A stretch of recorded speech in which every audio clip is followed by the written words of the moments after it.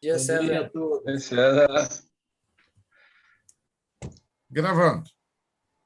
Legal. Beleza. É essa é a da África do Sul, né, Almir? Isso.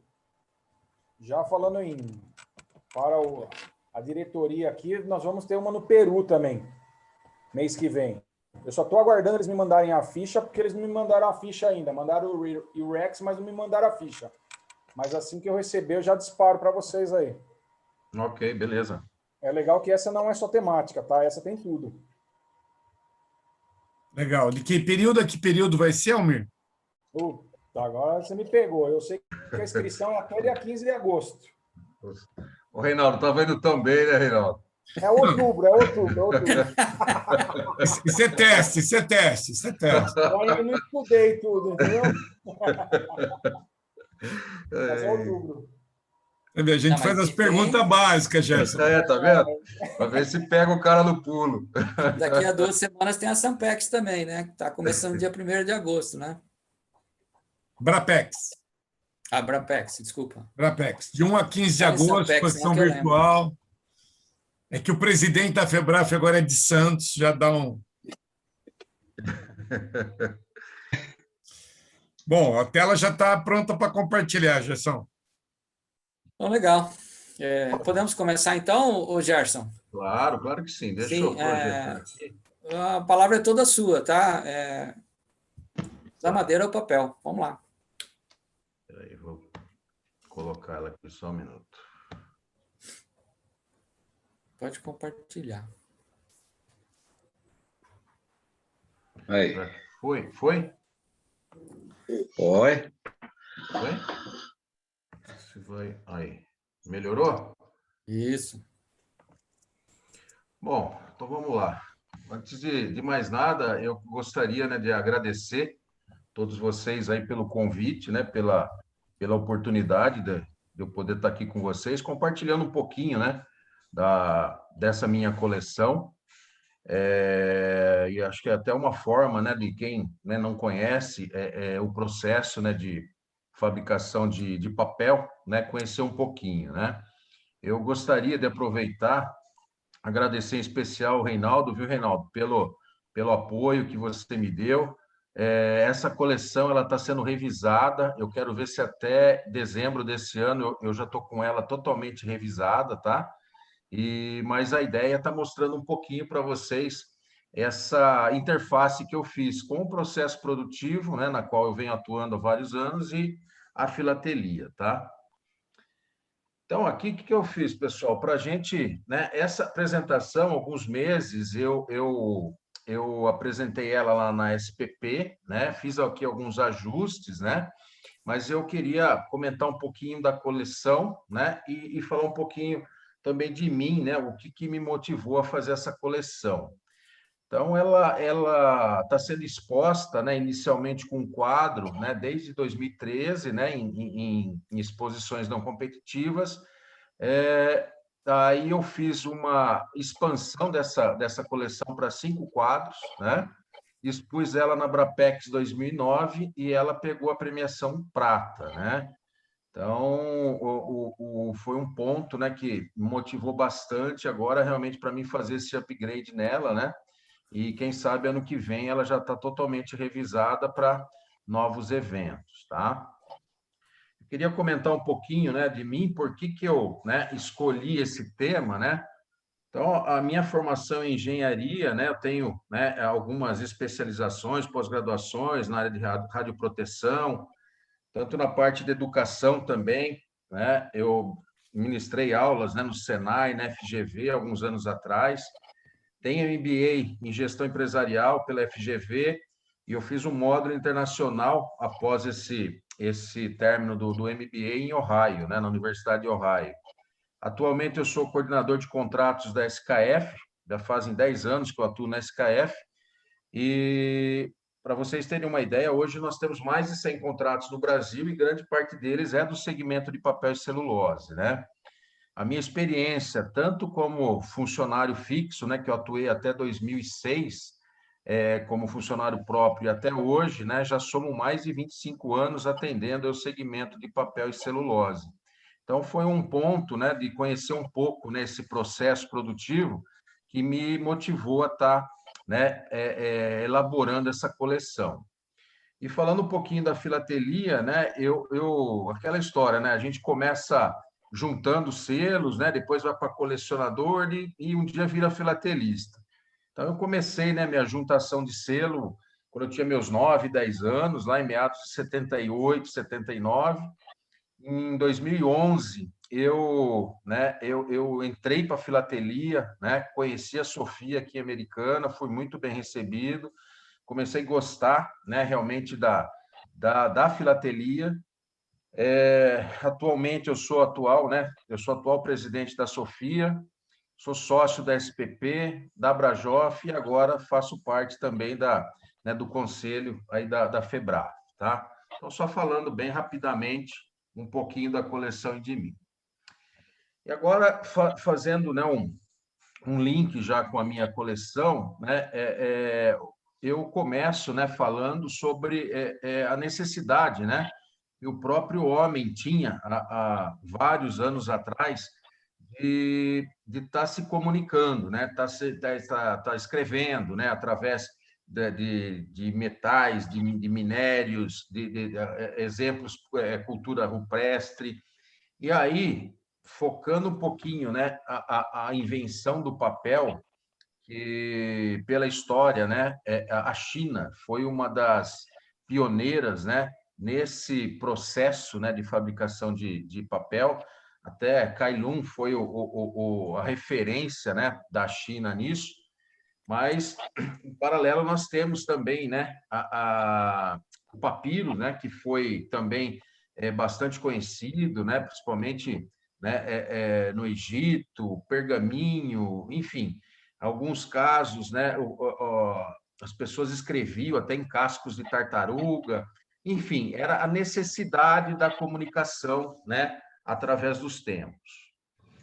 Então, aqui, eu fiz uma divisão, né, na coleção, eu dividi ela por 3 pontos, né?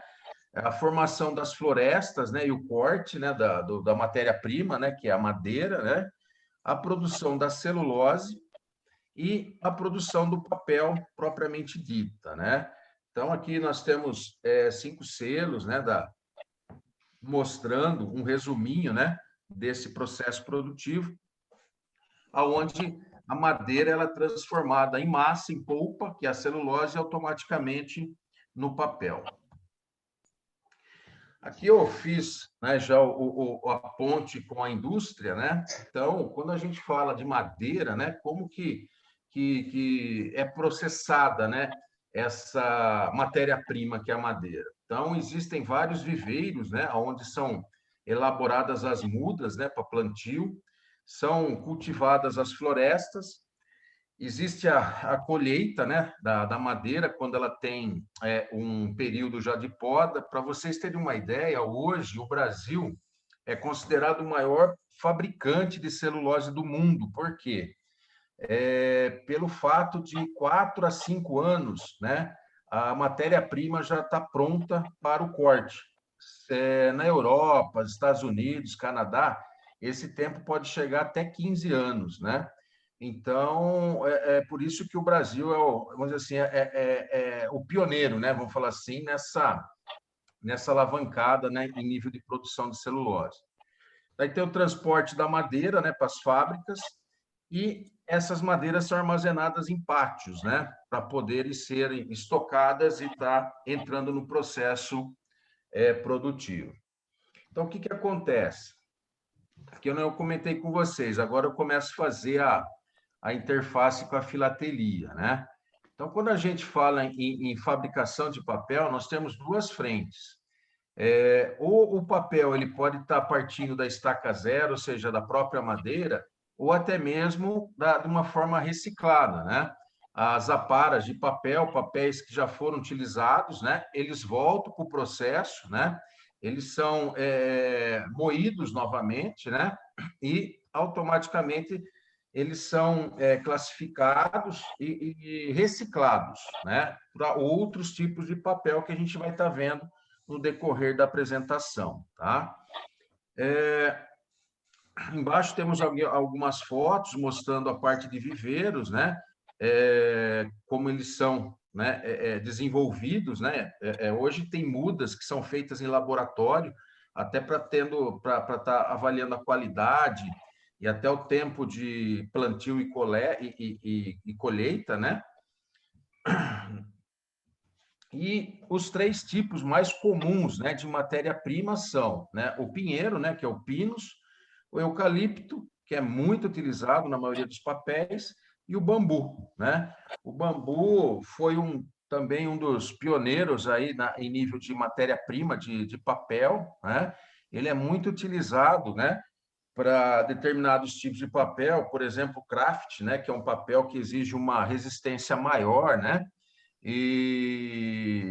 Então o bambu é muito bem empregado para esse tipo de finalidade, tá? Falo um pouco também sobre o papel reciclado, né? Aí onde nós temos aí, que nem eu falei para vocês, né, algumas fotos onde mostra os tipos de matérias, né, de matérias-primas recicladas que são classificadas de acordo com o tipo de papel a ser elaborado, né? E ser produzido, tá? Falando um pouco da colheita, né? Existem basicamente 3 tipos de colheita: mecanizada, semi-mecanizada e manual.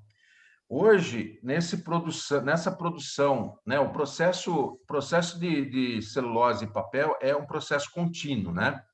Então, qual que é o objetivo? Ter cada vez mais produção, né, com menor custo. Então, essa colheita mecanizada é muito comum, né, nas grandes empresas do segmento. Então, vocês observam, né, máquinas, né, nós temos até o selo, esse selo aí da Noruega, que está na parte de baixo, mostrando uma das máquinas de colheita, né, que existem nessas florestas, para poder estar fazendo o corte, né, da matéria-prima.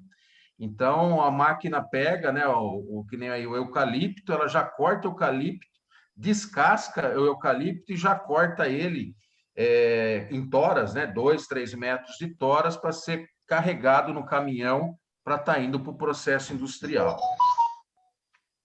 Falo um pouco aí sobre a semi-mecanizada, que é através de motosserras, né, por exemplo, e a colheita manual, né, que é a mais antiga, que é a base de machados, né, serras e tudo mais, tá? Mas hoje, nesse processo competitivo, é bem pouco empregada, tá? Dando sequência, dentro da indústria, porque quando a gente fala em floresta, essas toras, né, que eu mostrei para vocês, elas chegam na indústria, ficam armazenadas num pátio de madeira e daí elas vão ser picadas. Existem equipamentos que se chamam picador de toras, aonde essa tora de 2, 3 metros entra nesses picadores e sai como cavaco, né? Tem um monte aí de cavaco que vocês estão vendo, né? Esse cavaco vai para um digestor contínuo, né, o intermitente, que nada mais é do que uma panela de pressão gigante, que basicamente cozinha esse cavaco, formando a polpa de celulose, tá? Essa polpa assim como a madeira, ela é marrom. Daí ela passa por um processo, né, de branqueamento, né, um processo químico para branqueamento dessa polpa, e essa polpa fica branca, né? Aí sim ela vai para uma secadora de celulose para poder estar desaguando, aí sim ela entra para um processo de fabricação de papel, tá? Mas falando um pouquinho do processo de celulose, nós temos aí, né, uma foto, essa foto superior mostra o que é um picador de toras, né? A do meio é o tipo do cavaco, ou seja, a tora vira esses cavacos, e embaixo é uma foto do digestor, onde mostra né, o cozimento dessa madeira para virando polpa, né? Então, eu represento aí também com alguns selos, né, mostrando, né, os veios da madeira, né, o processo, né, de cozimento aí no selo, na parte inferior, tá?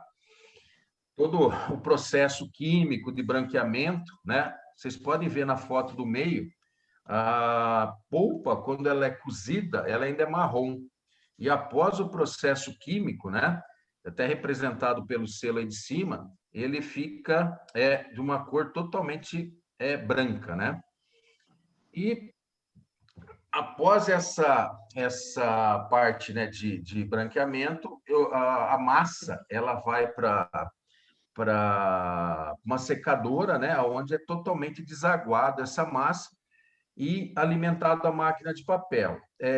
Tem empresas que já têm máquina de papel na própria linha do processo, então a celulose ela já vai direto por tubulação alimentando a máquina, e quando essa celulose é vendida, né, essa celulose é seca, né, cortada em resmas, né, em formatos e alocadas em resmas e vendidas, né, no mercado, tá? Aqui é o exemplo, né, de uma máquina de papel, tá? Se vocês, né, conseguirem enxergar, lá no fundo, lá no canto esquerdo, tem 2 pessoas, né? Então, dá uma ideia para vocês o tamanho, né, de algumas máquinas de papel existentes. Que nem eu falei para vocês, é um processo totalmente contínuo.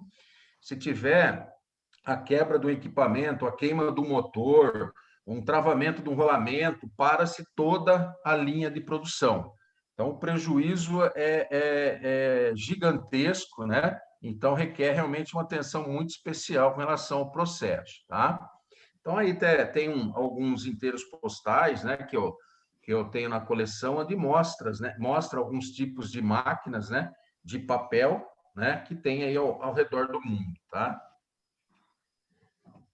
Falando ainda da máquina, né, do processo de fabricação do papel, como que é dividida essa máquina, né?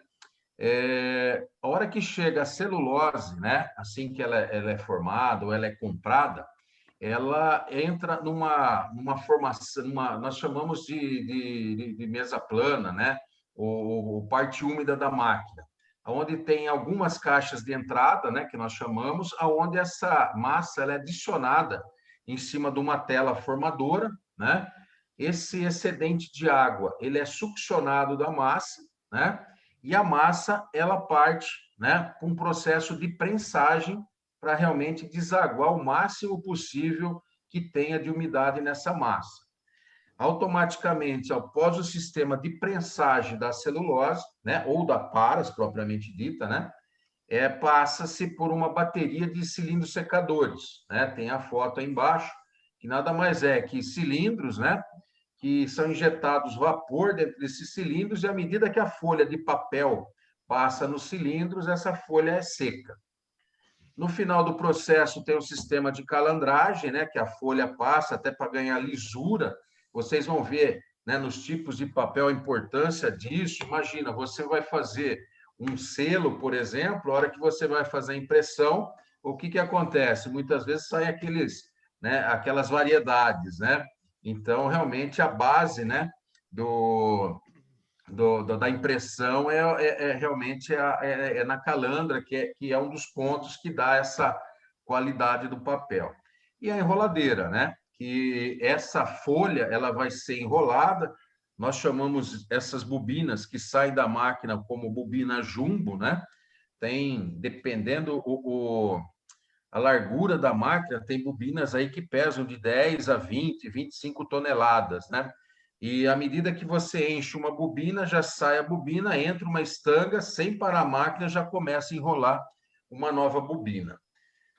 Para efeito de curiosidade, como funciona? A gente vai ver lá na classificação do papel, tem uma das variantes, né, uma das variáveis, que é a gramatura. O que é a gramatura, né? Gramas por metro quadrado. Quanto menor a gramatura, mais rápida essa máquina ela trabalha. Quanto maior a gramatura, menos ela trabalha. Vamos pegar o exemplo do papel sulfite, que a gramatura varia de 75 a 90 gramas. Tem máquinas hoje que rodam em 1.200, 1.300 metros por minuto. O que quer dizer isso, né, pessoal? Em 1 minuto, você faz aí 1.300 metros de papel, né? Então, é muito papel. É por isso que eu falo, uma parada numa máquina dessa o prejuízo é gigantesco, tá? Então, fazendo aí algumas interfaces, né, com a filatelia, eu mostro aí um outro inteiro, mostrando uma outra máquina de papel, onde a gente pode ver a parte úmida, né, aonde entra a massa, e no final a gente já vê uma capota, onde os cilindros secadores fazem a secagem da folha, né? Nas fotos aí a gente vê um modelo de uma caixa de entrada, né, onde a celulose entra na parte superior aí. Na foto do meio a gente vê a tela formadora. Dá para ver uma pessoa com uma blusa amarela aí, ó, dá para ter uma ideia mais ou menos do tamanho da máquina, né? E na parte de baixo aí a gente vê, né, a folha, né, no meio do processo. Aqui ó, um detalhe maior, né, da parte de prensas, que é a foto superior e da secagem, né, onde eu falei dos cilindros secadores, né, onde que basicamente é retirada a umidade da folha e é seca essa folha. São as máquinas de papel, elas costumam ser divididas, né, por baterias de secagem, né, que nós chamamos. Então são vários conjuntos, né, de cilindros que fazem essa secagem da folha, tá? Aí a parte de calandra, né? Então, nós temos aí a parte de calandra e enroladeira, que nem eu falei para vocês. A calandra vai definir a lisura da folha, e embaixo a gente vê as bobinas sendo enroladas no final da máquina, na qual elas vão estar saindo e para um processo de corte, né? Ou seja, a gente vai transformar uma bobina jumbo, que é essa que sai da máquina, em várias outras bobinas menores, tá?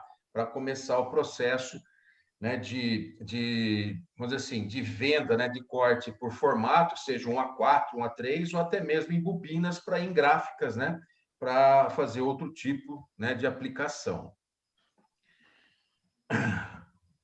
No final da máquina, né, que eu comentei com vocês, sai a bobina jumbo, ela entra numa rebobinadeira, aonde esse papel ele é rebobinado e cortado em bobinas menores, né? Esse papel pode ir para o processo de cortadeiras, onde essas bobinas menores são cortadas em formato, né? E pode ser a partir, né, da bobina pronta, né, ou do formato, ela vai para uma expedição, tá? Então, eu mostrei aí da rebobinadeira se a sua bobina já basicamente está pronto para carregar, e se for em formato, passa para o sistema de corte e vai para a logística, aos cuidados do cliente final. Aqui algumas interfaces também com a filatelia, né? Alguns selos que representam isso que eu acabei de falar para vocês. Então, na parte superior, as bobinas menores, né? A rebobinadeira, né? Aí o sistema de faca, né? Que faz o corte da folha, né? E a gente observa, né? No selo de baixo, né? O papel saindo da máquina, né? Esse selo do Canadá, fazendo, né? Sendo enrolado numa estanga, aonde vai formando-se a bobina, né? Jumbo, que eu comentei com vocês, tá? Uma situação interessante, pessoal, muitas vezes a gente vê na filatelia, né, selos que trazem emenda de bobina, né? Mas o que é emenda de bobina? Como é gerado a emenda de bobina, né? Então, eu trouxe aí alguns exemplos, né, 2 exemplos. O que acontece? Que nem eu falei para vocês, uma máquina de papel que roda a 1.200, 1.300 metros, uma rebobinadeira, ela tem que rodar mais que a máquina para poder vencer essa máquina. Então, essas rebobinadeiras chegam a virar 2.000, 2.500 metros por minuto, tá? Imagina quebrar a folha, né, quando está enrolando o papel nessa velocidade. Como que é feito? Imagina, está se enrolando a folha, quebrou a folha, o pessoal freia essa bobinadeira, eles fazem uma emenda com cola, né? E começa a girar essa rebobinadeira novamente. Quando esse papel na bobina vai para o cliente final, ou seja, uma gráfica, né? É aceitável que a gráfica, vamos dizer assim, cada bobina, ela aceita até 2 emendas de bobina.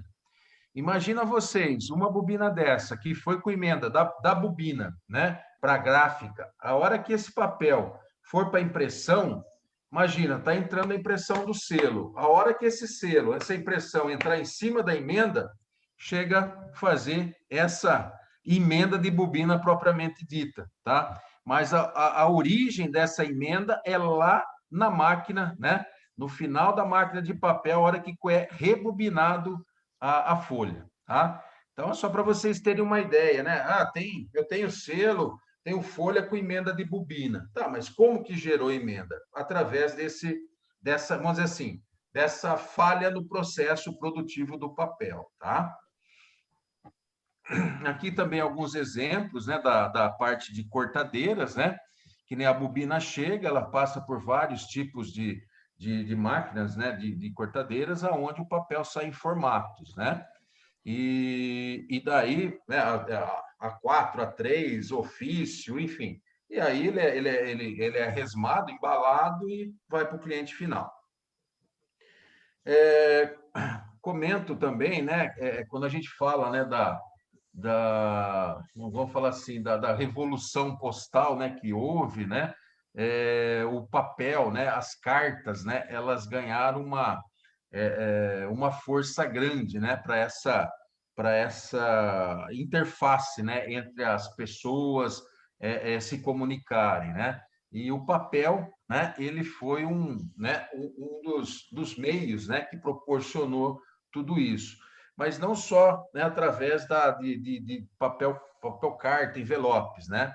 Mas hoje, dentro do nosso dia a dia, da nossa rotina de vida, o papel é muito mais que isso, né? Nós temos aí, fora, né, essa parte escrita, temos papéis para embalagem, papéis que atendem não só embalagem de alimentos, mas farmacêuticos, peças automotivas, enfim, né? A gente vai estar vendo aí na sequência os tipos de papel, né? E como o papel, mesmo com a era digital que nós estamos vivendo, como o papel hoje é parte integrante das nossas vidas, né?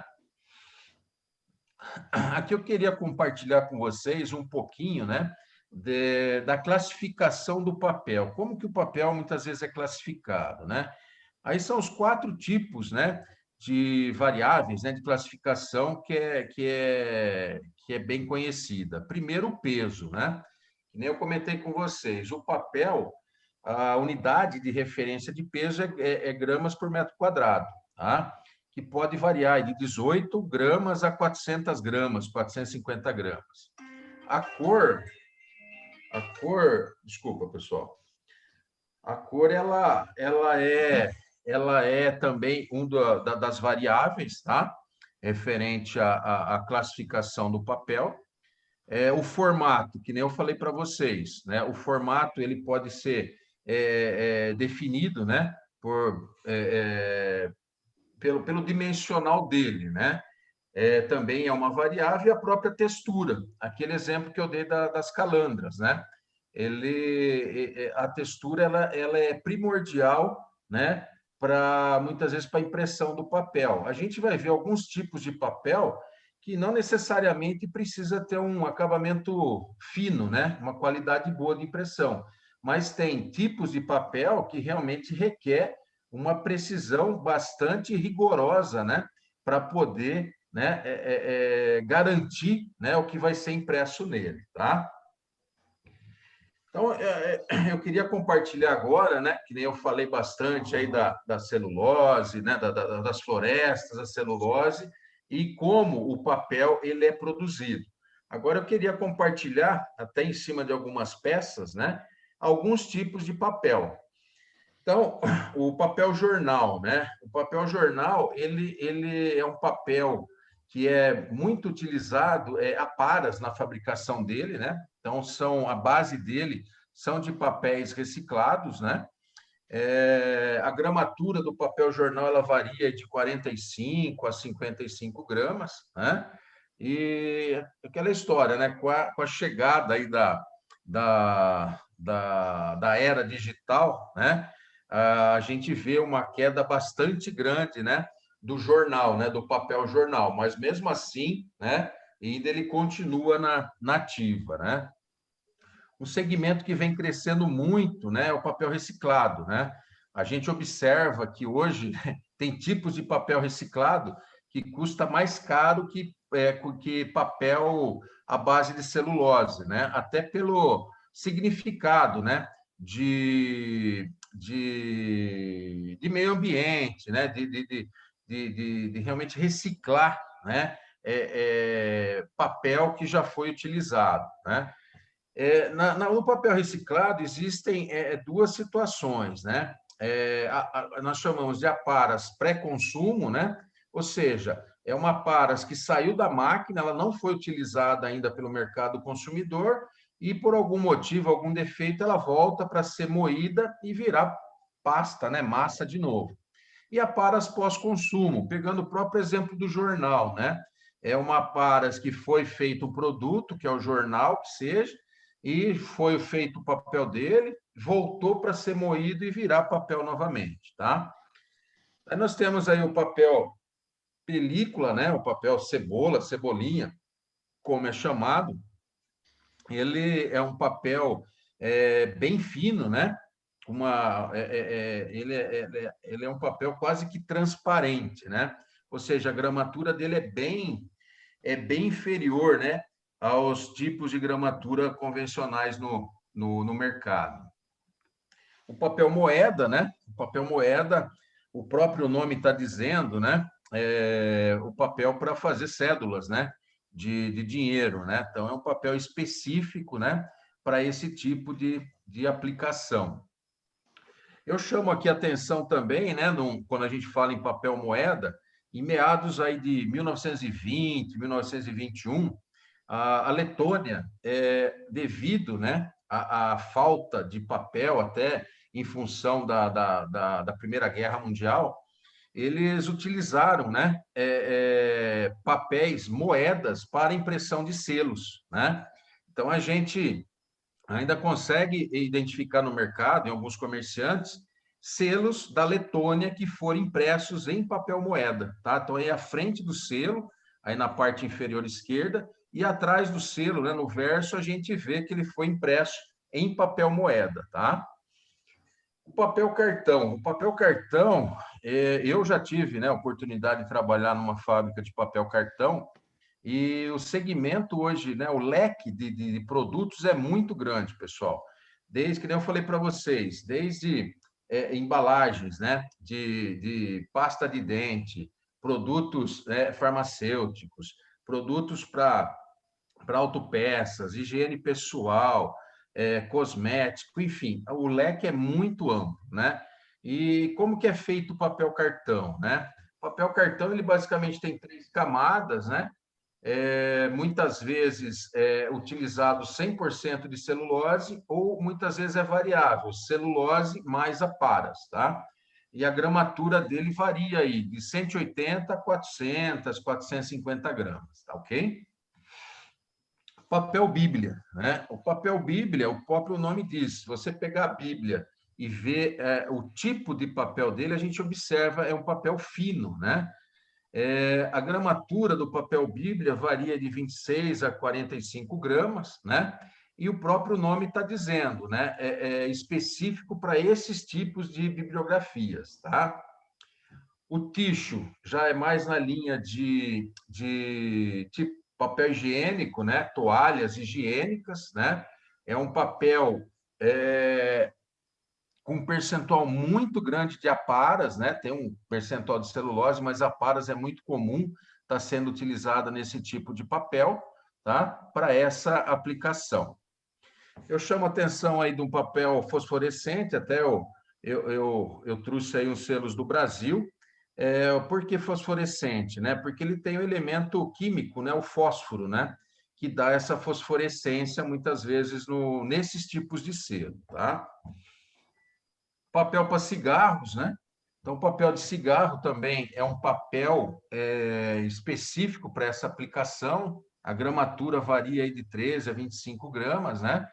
E ele tem uma elevada carga, né, mineral nesse tipo de papel, tá? Um fato curioso, né, nessa montagem da minha coleção, eu conheci esse cigarro postal, né? O que é o cigarro postal? Era muito comum em Cuba, né? Esse tipo de selo, né?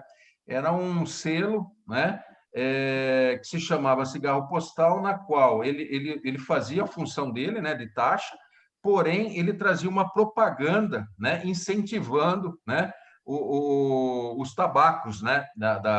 Tabacos, cigarros, né? Isso em meados de 1920, né? Desculpa, no século XX, tá? Temos também o papel para fósforos, né? Então, são papéis que fazem o palito de fósforo, né? E também tem a possibilidade de estar se forrando caixas de fósforo. Essa gramatura desse tipo de papel, pessoal, ela gira em torno aí de 40 gramas, né? A gramatura gira em torno disso, tá? E é utilizado fibra, né? Celulose de fibra longa para essa finalidade. Papel de parede, né? É um outro tipo de papel específico para aplicação, né? Em casas, prédios, tudo mais, tá? O papel carbono, hoje, nós, né, da velha guarda, aí nós chegamos a conhecer papel carbono, né, na nossa época. Hoje, se você chegar para a geração que está chegando, né, está vindo aí perguntar o que é um papel carbono, capaz deles nem saberem o que é, né? É um papel que está basicamente saindo, né, do dia a dia, né? Mas também é um tipo de papel, né, específico. O papel marmorizado, né? Por que se dá esse efeito de marmorizado no selo, né, pessoal? Quando você vai fazer o acabamento dele, é aplicado, né? Kaolin, né? Muitas vezes na superfície do papel, e muitas vezes se a composição desse kaolin não tiver compatível, ela acaba gerando tipo veios de mármore na folha. Então, na hora que se cria esses veios de mármore e sai a impressão em cima, dá essa impressão de marmorizado. Então, por isso que se chama, né, selos marmorizados, porque a base do selo, que é o papel, ele tem esses defeitos, né, de aplicação de tinta, tá? Papel fotográfico, né? É um papel, aquela história, né? Até eu tenho uma peça aí que está embaixo da Kodak, né? Quem diria que a Kodak ia fechar, né? É a revolução dos tempos, né? Mas tinha, né? Tem ainda, né? A Kodak fechou, mas o papel ainda existe, né? Então, existe sim papéis para impressão de fotos, né? Digitais, assim como era, né? Com as máquinas fotográficas da época, mas uma peça, né? Que chama muito bem, né? Faz muito bem esse link são os VMeios, né? Os argráficos, que na Segunda Guerra Mundial, né? As tropas, né? Que estavam em campo de batalha, né? Para eles terem, né, a comunicação com as famílias que estavam, tanto nos Estados Unidos, Inglaterra, era muito comum esse tipo de impressão, né? Ou seja, isso daí era o soldado fazia, né, a carta, né, para o familiar, isso daí era microfilmado, né? Então era trazido o microfilme para os Estados Unidos, Inglaterra ou vice-versa, e depois era impresso, né? Esse conteúdo, né? Entregue aos familiares. Então o VMeio, né? Eu coloquei representando bem essa parte aí dessa interface aí do papel fotográfico, tá? Papel couché. O couché nada mais é do que uma palavrinha em francês que significa significa o quê? Esse acabamento final, né, no papel. É muito utilizado em impressões offset, né? Então, vai uma carga, né, de revestimento em cima da folha e, por exemplo, até para poder estar tendo qualidade, né? No caso, em selos. A gente vê selos mais antigos, não tem a qualidade de selos mais recentes, né? Por isso que eu falei para vocês, muitas vezes aquele acabamento na calandra, né? Em alguns pontos da máquina, ele vai refletir na qualidade do material, do produto final a ser entregue para o usuário, né? Então, o selo, né? a maioria dos selos, se a gente pegar em catálogos específicos, a gente vê lá acabamento, né? Coucher, em função desse tipo de impressão, tá? Daí alguns outros tipos de papel, que nem o papel de seda, papel manteiga, né? O papel craft, que eu comentei com vocês, que é muito utilizado, principalmente na parte de, imagina, de embalagens, né? Sacos de cimento. A base dele, basicamente, é fibra de bambu, né? Eles variam aí na faixa de 80 gramas. Se você pegar um saco de cimento, por exemplo, são duas camadas, né, de papel 80 gramas, formando a 160. Então, é um papel que tem uma resistência muito grande para volume, para peso, né? O craft, o significado de craft é força, né? Então, é um papel para resistir à força que ele vai estar fazendo, né, com a sua aplicação. O sulfite, que nem eu comentei com vocês, ó, ele tem sulfites aí mais grossos, né? Então, mais espessos, a gramatura varia de 56 a 240 gramas, muito conhecido aí no nosso dia a dia. Papel vegetal, hoje é mais difícil, né? A gente está se deparando com ele, mas ele foi muito utilizado na área de projetos, engenharia, né?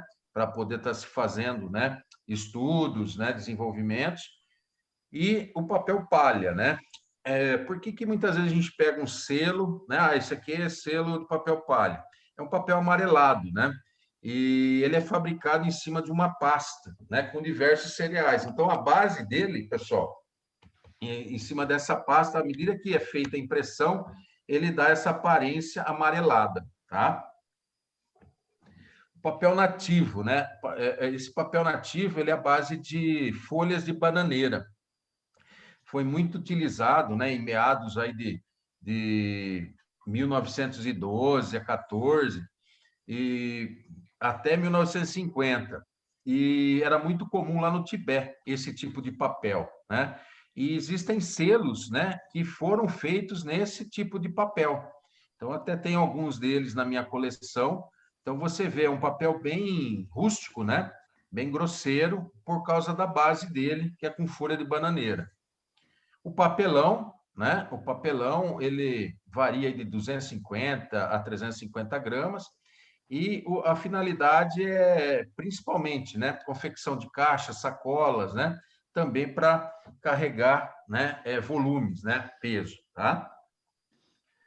Pessoal, não sei se eu fui muito rápido, a ideia foi dar uma explanação geral aí para vocês, né? Com relação a parte, né, não só de fabricação, né, da celulose, do papel e aplicação do papel. Espero ter passado um pouco, né, da minha vivência, né, no processo e principalmente na filatelia, tá? E gostaria de abrir agora aí para alguma pergunta, algum questionamento, né? Aí eu fico à disposição de vocês agora, tá?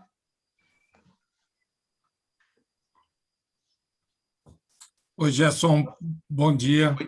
Bom dia. Primeiro, parabéns aí mais uma vez pela coleção. Obrigado. E eu vou voltar sempre numa dúvida que eu acho que a gente já discutiu e na hora que você pode colocar na página da fosforescência, por favor? Claro. Deixa eu voltar lá. Prometo que uma hora eu vou aprender. Aí. Então, eu estava observando que você coloca aí que o selo pode ser parcial ou inteiro fosforescente. Se ele é parcial e o fósforo está integrado na massa, como é que é feito esse alinhamento para que ele seja parcial? Eu sempre entendi, e é uma grande dificuldade que eu tenho, da fosforescência e da fluorescência.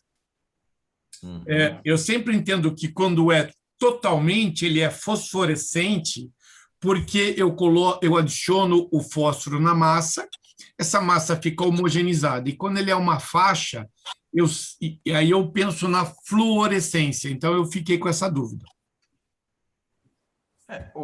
Aquela história, eu particularmente, eu não cheguei a trabalhar, né, em fábricas que fazem essa aplicação de fosforescência, né? Mas pelo que eu entendo, Reinaldo, que nem você falou, a hora que você faz, né, essa composição, né, dessa fosforescência que vai ser aplicada, eu acredito que no próprio processo, nem por exemplo, vamos voltar lá numa caixa de entrada onde você está alimentando a tela formadora com massa de papel, tá? Se alguns dos manípulos, por algum motivo, ficar obstruído, né? O que vai acontecer? Você vai ter uma deficiência na formação da folha, né? Eu entendo que nem você falou, a massa, quando você faz essa fosforescência, a aplicação do fósforo, ela está homogênea. Então, eu acredito que na hora de você aplicar, né, introduzir essa fluorescência, por algum motivo da inserção, eu acredito que deva ter ocorrido algum tipo de falha, por isso que fica parcial, tá? É isso que eu te falei, eu não conheço a fundo esse processo de aplicação, mas pelo, né, que eu entendo do processo, eu acredito que deve ser alguma coisa nessa linha. Por quê? Se a massa é homogênea, como que não aplica full, né? Ela aplica parcialmente, tá? Então, ao meu ver, eu acredito que é alguma coisa relacionada à falha no processo de aplicação, entendeu? Não, Reinaldo? Oi, Eu acho, Domingos. oi, não, eu acho que o Reinaldo está se referindo, eu acho que é tinta fosforescente, aquelas molduras e aquelas faixas, aquelas listas são tinta, não é o papel. Mas então, aquilo lá é fosforescência ou fluorescência? Ah, agora sim, essa é a questão. Porque o que eu imagino, mesmo que eu tenha algum entupimento na caixa de entrada da máquina, a massa já veio preparada e eu entendo que já foi adicionado fósforo. Então, mesmo que eu tenha algum entupimento, a massa ela é homogênea. E a grande dúvida que tem, e eu digo isso porque, às vezes, na hora de descrever algum material, eu sempre empaco nisso com medo de errar. É fosforescente ou fluorescente? As molduras, para mim, são fluorescentes. Isso. E o papel é fosforescente. Uhum. Essa é a dúvida. Eu vou tirar essa dúvida com um colega do curso lá de documentoscopia que trabalha na Casa da Moeda.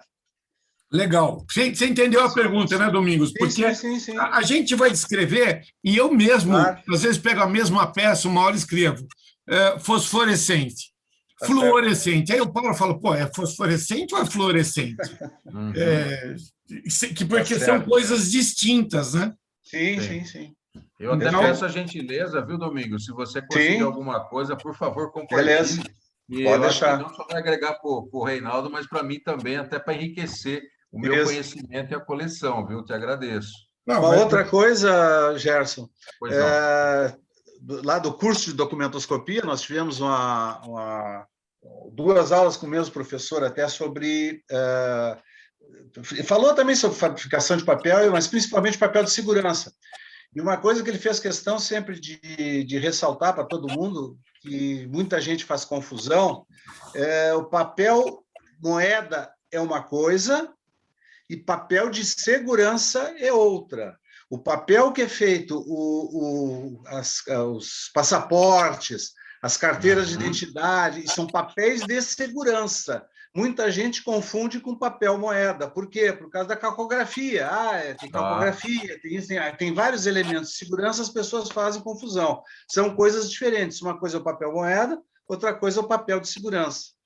Que legal. Aprendi mais uma. Obrigado por compartilhar a informação, Domingos. Muito legal. Gerson, me permite uma observação e depois uma pergunta. Não sei se Pois não, fica à vontade. Se, por um lado, a gente vê na atualidade o recurso da matéria-prima se acabando, que é o fim das florestas e tudo mais.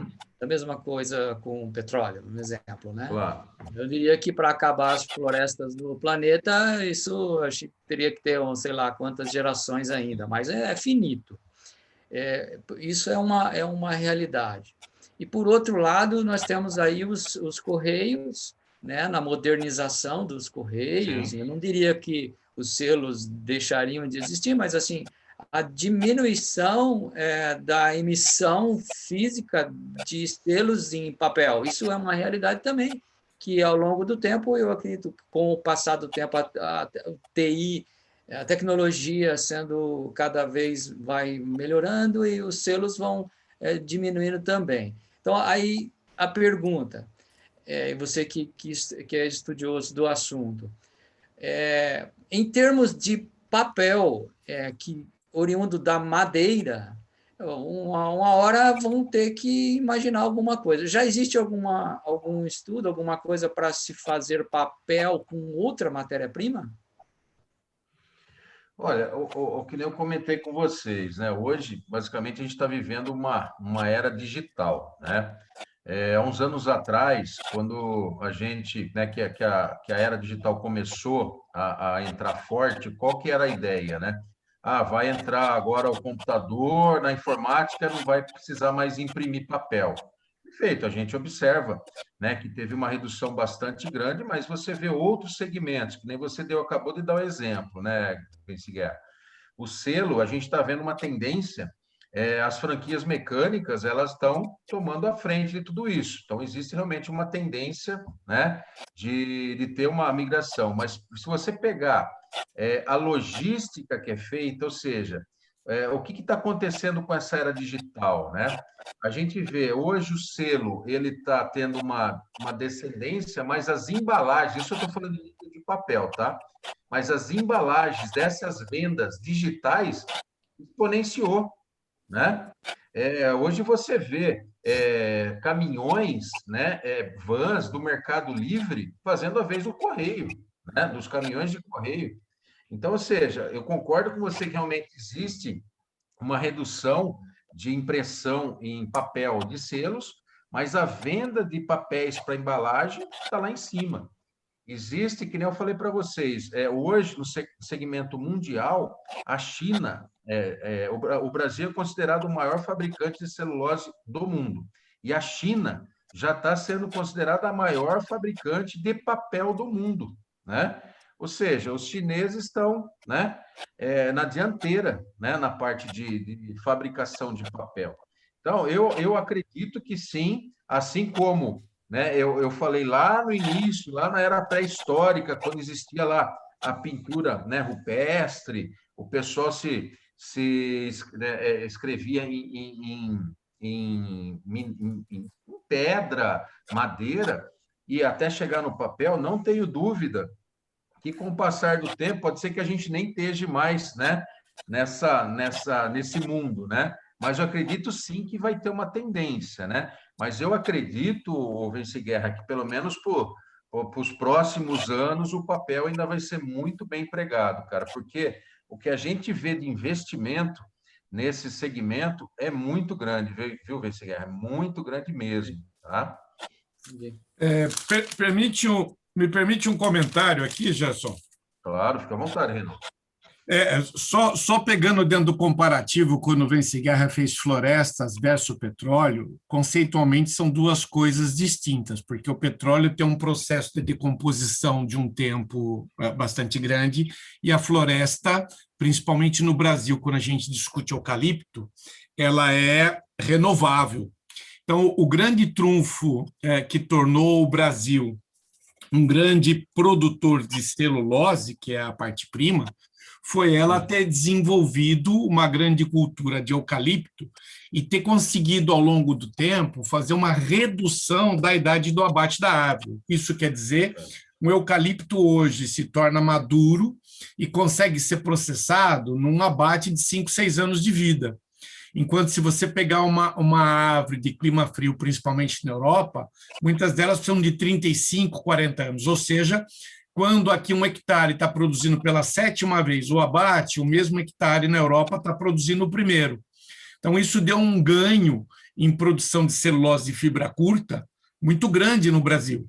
Então, isso é o nosso grande polo. E aí, evidentemente, que essa é a parte mais poluidora na cadeia de produção, e a China lá, sem preocupar com isso, sem preocupar com todo esse desenvolvimento, compra a celulose e só faz papel, né? As fábricas antigamente eram integradas, celulose e papel, hoje em dia elas estão meio especializadas. mas eu diria que essa manipulação da floresta faz ainda com que o papel tenha uma longevidade bastante grande, na minha ótica. Não, exato, Reinaldo, obrigado pelas colocações. E só complementando, viu, Vence Guerra? O que as empresas hoje fazem? Elas têm fazendas, né, onde elas fazem esse replantio do eucalipto constante, ou seja, imagina, eu tenho que ter várias mudas de eucalipto plantadas em períodos diferentes, porque a fábrica está virando 24 horas, ela está puxando matéria-prima. Então, eu tenho que plantar, sei lá, X mil mudas de eucalipto esse mês, mais X mil mudas o mês que vem, para você ter escalonado, porque à medida que eu tiver um eucalipto 4, 5 anos já em corte, eu já tenho que ter a mudinha plantada, para daqui 4, 5 anos essa mudinha está pronta, né, para virar massa novamente e virar papel. Então, é todo um ciclo, né? Mas é basicamente utilizado, vamos dizer assim, você não vai estar derrubando a floresta, você vai estar reciclando, né, esse ciclo, né, de plantio e colheita da matéria-prima, entendeu? Ok. Tá Fazer respondido. pergunta. Agora aí, o Vence Guerra. Pode fazer, César, fica à vontade. Obrigado. O Gerson, queria a tua ajuda aí, ver se você conseguia... eu tenho 3 dúvidas que eu fui anotando em relação... Eu tenho estudado aquela série Próceres, né, a fabricação da ABN no início do século passado. Tá. E aí, umas curiosidades, são 3 pontos aqui. Um é que eu estava lendo sobre o fabricante de papel daquela época, a Eastern Manufacturing Company, e eles adicionavam algodão, fibra de algodão também, para ficar mais forte, né? Quer dizer, eu não sou especialista, mas também rasgando alguns selos de baixo valor, parecia mesmo que tinha algumas fibras um pouco mais longas. Você tem essa informação sobre a adição de algodão na fabricação dos selos antigos? Olha, não só do selo, viu, César? No início da fabricação do papel, era muito comum essa adição de outros produtos sem ser, né, a madeira. Então, o algodão era muito utilizado, né, assim como outros tipos de materiais, que nem eu falei aí do Kailun, né? Para você ter uma ideia, uma das primeiras composições que ele fez, não só com bambu, né, na época, algodão e até retalhos de pesca, sabe? Redes de pesca, né? Para poder realmente estar fazendo essa interligação, né, dessa fibra. Que nem você falou, hoje eu acho muito pouco provável, né, a adição de algodão, mas nos selos mais antigos, até pela qualidade, né, que a gente tinha, até dos próprios processos, né, porque hoje a tecnologia está muito superior a 30, 40, 50 anos atrás, né?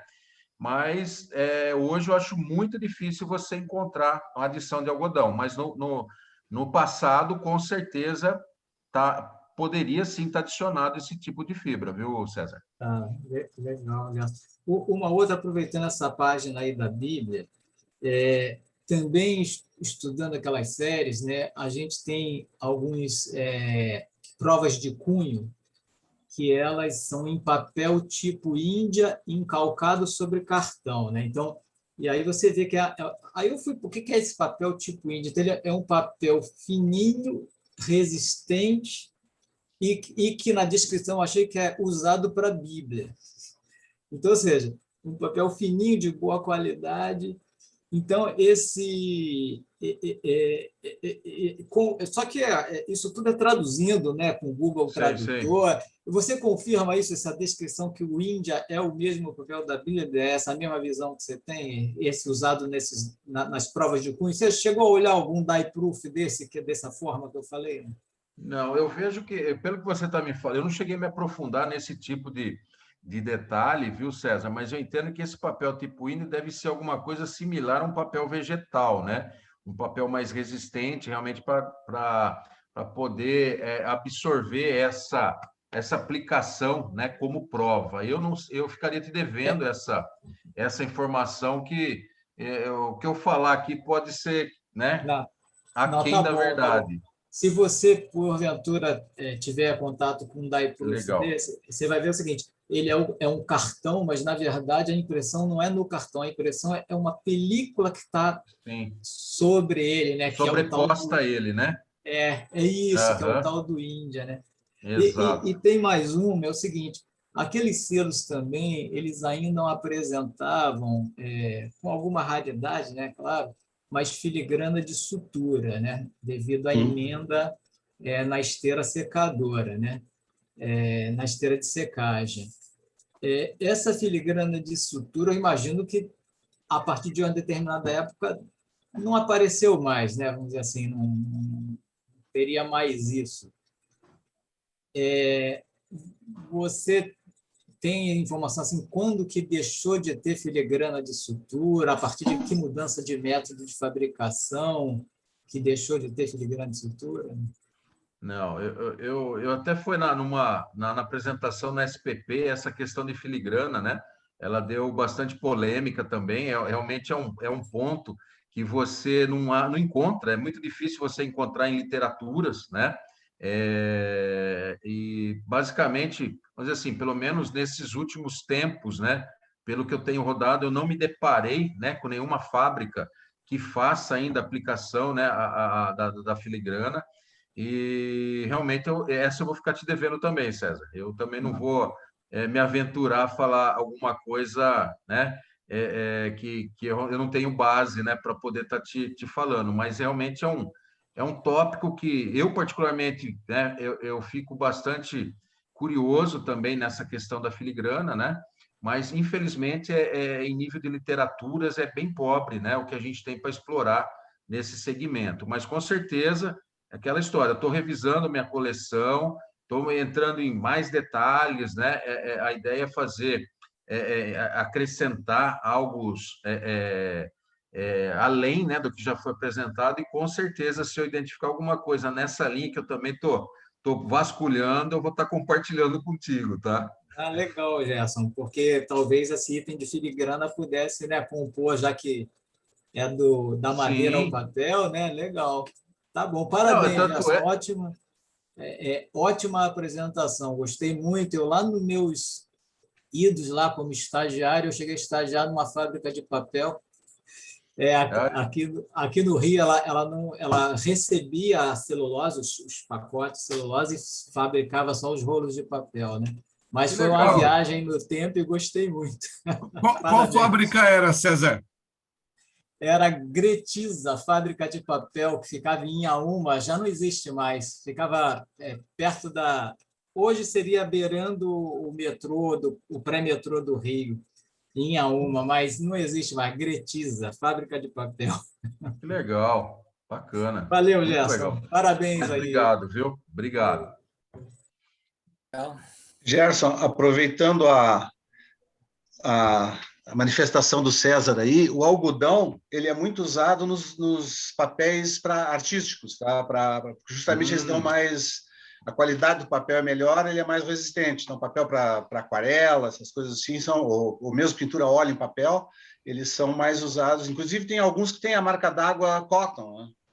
Legal. Desce no papel a marca d'água Cotton. E outra coisa, a gente chama de filigrana, mas o mais correto seria falar marca d'água, tá? Que digamos, o termo mais genérico, né, do pessoal fala. O filatelista já acostumou a falar em filigrana. E quanto ao papel também, do Vinte Guerra falando lá, até os polímeros estão substituindo em muitos locais, em muitas utilizações, o papel, né? Dinheiro, por exemplo, muitos feitos já em polímero, devia ser papel moeda. E eu não sei se falaste aqui, Gerson, aquele papel que a gente usa, que na realidade não é um papel, acho que é uma química que é aplicada no papel, para fazer cópia, em vez do carbono, tu bota um papel, escreve no de cima e sai no de baixo, que deve ser um produto químico que deve ser embebido no papel, né? Aquilo deve ser... Você fala principalmente, vamos dizer assim, em blocos, né? Você tem primeiro e Isso. De múltiplas vias ali. Isso. Eu particularmente acredito que deve ser alguma coisa química que faz químico, né? Faz a reação. Exato. E foi bom você falar nisso, Domingos. O que a gente, né, pode compartilhar com vocês, né? O que eu apresentei para vocês é uma visão macro, né, de alguns tipos de papel. O leque é muito amplo, né, muito grande. Daria para fazer N coleções, né? Eu vou falar de papel sulfite, de tixo, daria para fazer N coleções. E o detalhe, né? E cada tipo de fabricação é um tipo de máquina, o processo em si é o mesmo, né? Mas de repente o tipo, que nem. Vamos pegar exemplo aí do tixo, que é um papel higiênico, né? Lá você é uma máquina, para ele ter 35 gramas, né? É um papel muito fino, né? Se você pôr muita velocidade, você quebra, porque a base dele é a paras, né? Ou seja, então cada papel tem a sua particularidade. Quando eu falo em cilindros secadores, existe só um cilindro numa máquina dessa que tem 4, 5 metros de diâmetro para poder fazer a secagem dessa folha. Então, cada tipo de papel tem a sua particularidade, né? E o leque é muito amplo, viu, pessoal? É muito amplo. Então, a ideia dessa coleção, o que é, né? Realmente instigar, né? Eu mesmo, aí, ó, duas coisas que eu vou estar realmente me aprofundando. Essa questão do algodão e a questão da filigrana, né?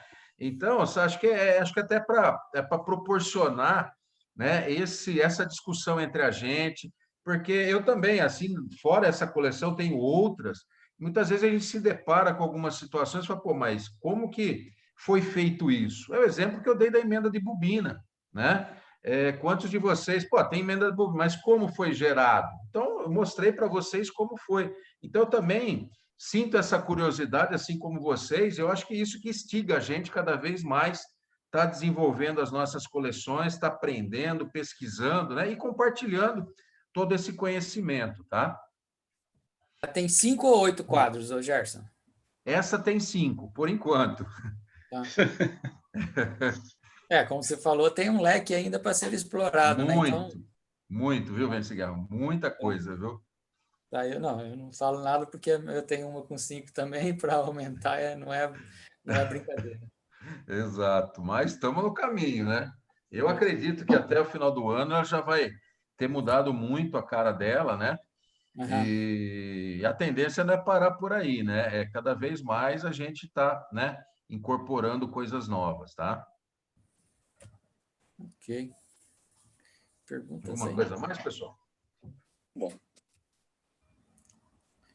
Legal. Encerradas aí as perguntas? Da minha parte, super esclarecido. Isso. Você aí está programado aí para você receber o seu certificado? Pô, que legal, obrigado. Eu programei para as 12 horas, porque imaginava que fosse demorar um pouquinho mais, mas você receberá no seu e-mail. Excelente. Tá bem? Eu acredito que você vai compartilhar, não sei se você vai compartilhar, se você quiser compartilhar com o pessoal no site do CTC, posso disponibilizar, né, a apresentação, viu, Vence Guerra? E tem meu contato. Então, Domingos, o César, os demais aí, qualquer coisa, né, a gente vai se falando, vamos trocando figurinha, né?